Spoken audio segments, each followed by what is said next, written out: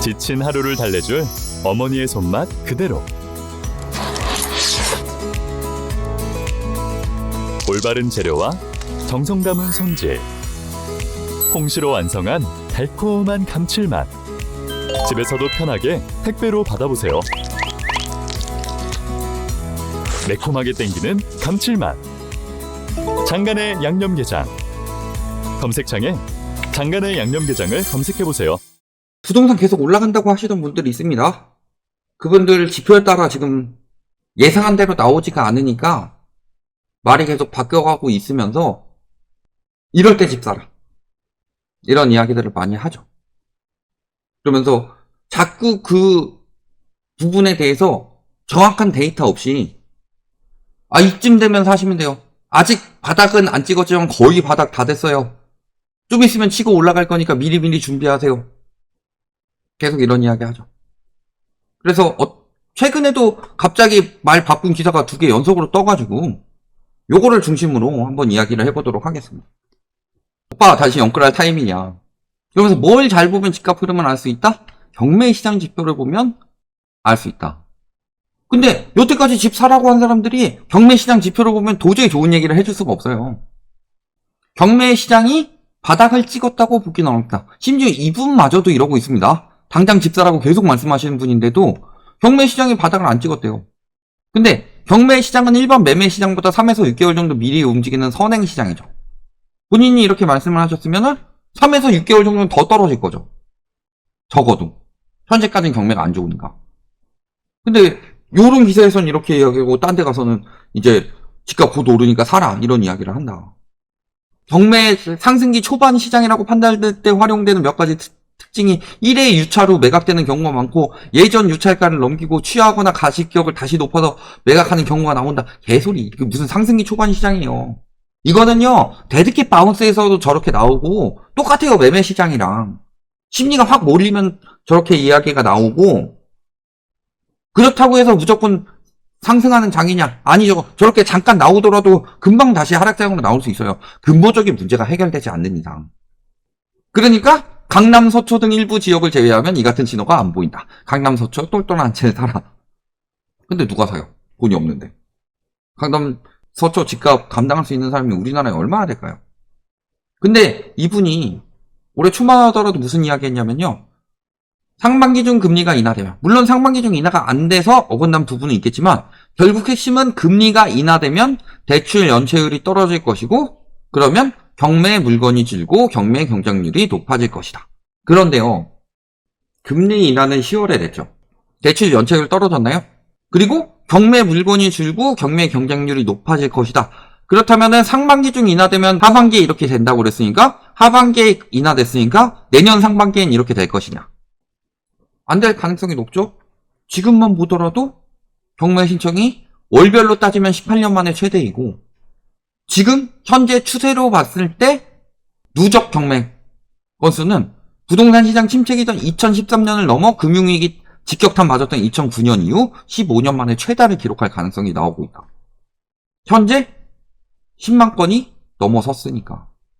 그러니까 경매는 점점 악화되고 있는데 금리 인하만 되면 경매가 괜찮아질 것이다. 근데 경매 시장이 예상처럼 흘러가지 않죠.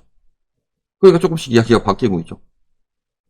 자, 또 하나가 있습니다. 서울 집값은 이럴 때 오릅니다. 집값 상승 신호탄 기준은 전세가율이다. 아파트 전세값이 매매값의 55에서 60%에 달하면 부동산 시장이 상승기에 진입한 신호이다. 그러면 지방은 주구장창 상승기고 지방 아파트는 무조건 오르겠네요.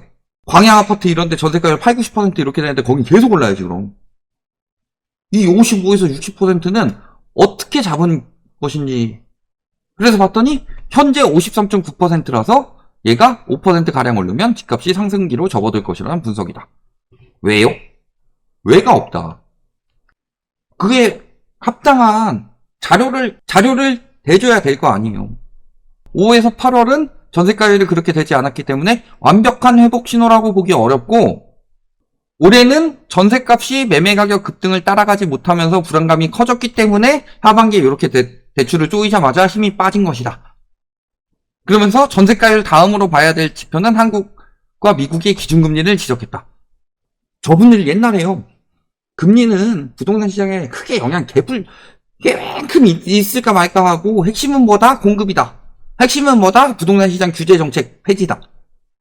규제 정책 때문에 폭등하고 공급 부족이라 폭등한다. 이 이야기만 하시던 분들이 왜 요즘엔 공급 부족 이야기 안 하죠? 서울 아파트 매물이 9만 건을 돌파했었죠. 그러니까 공급 부족 이야기는 못하죠. 그러니까 항상 새로운 이론을 들고 와요. 요게 요렇게 되면 오른다. 공급 부족이라 오른다. 매물이 계속 늘어나죠. 아, 공급 부족 안 통하겠네. 금리 내리면 오른다. 시중금리는요 이미 2022년 10월부터 계속 내렸어요. 그러니까 자꾸 이제 딴 거 갖다 붙이는 거예요. 이번엔 전세가율. 전세가율 55에서 60%라는 건 도대체 무슨 기준이냐. 그럼 제가 그 기준에 대해서 한번 분석을 해보겠습니다. 자, 오늘 뽑은 KB 부동산 데이터 센터에서 1998년부터 역대 전세가율을 쭉 뽑아봤습니다. 그랬을 때 전세가율이 떨어지는 시기가 있어요. 고점 찍고 매매가와 전세가의 갭이 벌어진다는 소리죠. 60% 넘었죠. 아무리 봐도.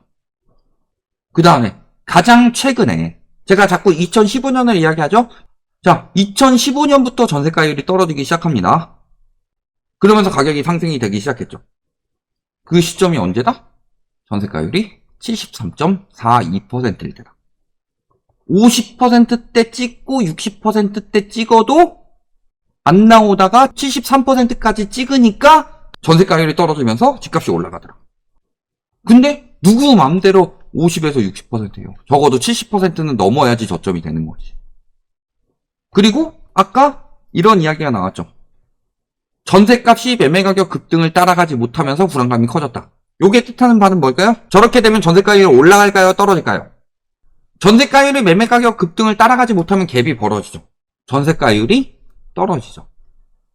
그러면 대출을 쪼이자마자 힘이 빠진 것이 이 때문이다? 올해요. 전세가율이 올랐어요. 매매가격 부축인 것보다 전세가격 부축인 게 더 심해서.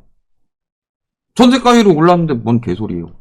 그러니까 얼마 안 남았잖아요. 11월 기준으로 서울의 전세가율이 54 나왔으니까 플러스 1%포인트만 되면은 집값 올라갈 거니까 지금이라도 당장 사세요. 거의 바닥 다 왔습니다.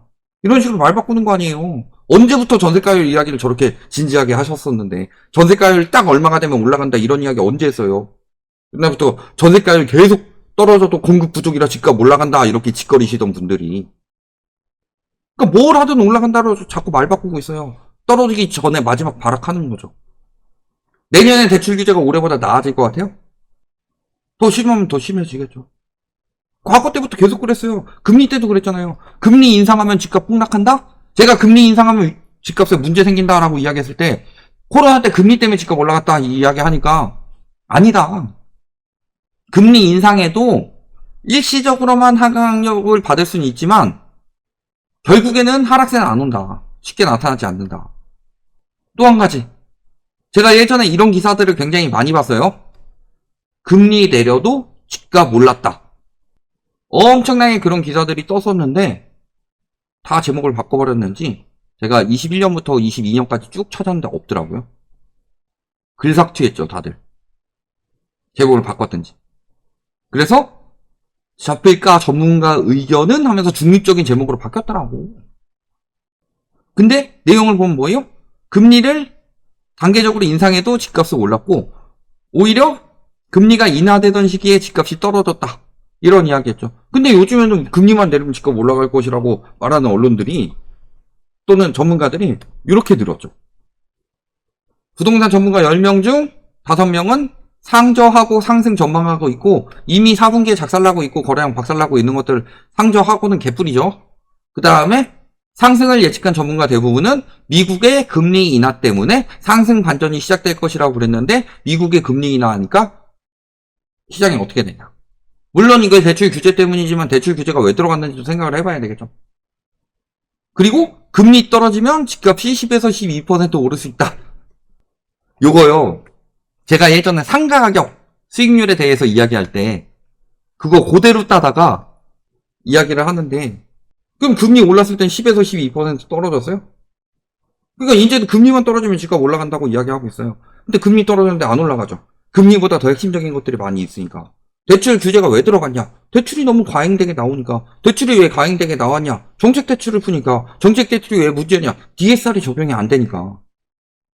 그러니까 이제 슬금슬금 말 바꿔가지고 뭐 경매 시장이 어떠니, 그 다음에 뭐 전세가율이 어떠니, 이미 이런 것에 대해서 저희는 다 이야기를 하고 있었어요, 먼저. 이러니까 자꾸 하락론자들 채널 보지 말라고, 특히 우리 찝어가지고 보지 말라고 이야기를 하지. 그러니까 뭐 10년 동안 폭락 이야기를 했다. 그런 댓글도 달리고, 뭐, 올림픽 선수촌 아파트 아직도 달려요. 얼마나 세뇌 당했으면. 나만 믿으면 넌 부자가 됩니다. 아니요. 나만 믿으면 부자가 되게 만드는 사람이 어딨어요. 제가 항상 그 부분에 대해서 경고하는 건데, 그런 정보면 당신한테 안 알려주고 지가 먹었다. 당신한테 알려주는 이유는 크게 두 가지다. 첫 번째, 알려줘가지고 본인한테 이득이 되는 무언가가 있든가. 두 번째, 본인의 것을 처분하고 나가려고 하든가. 이런 식으로 부추겨가지고 전국민적으로 담합하면은 당연히 가지고 있는 사람들은 더 유리해지죠. 그러니까 벼락거지 된다고 집 사게 만들어가지고요. 여러분 보고 집 사라고 한 사람에 비해서 당신은 엄청난 벼락거지가 되는 거예요. 그런 사람들이 아직도 부추기고 있는데 계속 말이 바뀌죠?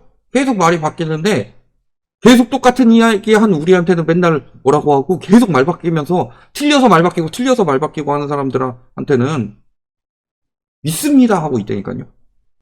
그게 왜 그러냐? 본인 돈 걸려 있으니까 냉정하게 보지 못하고 확증 편향하게 되는 거지. 지금도 얼마나 말을 많이 바꾸고 있는지. 여기까지 말씀드리겠습니다.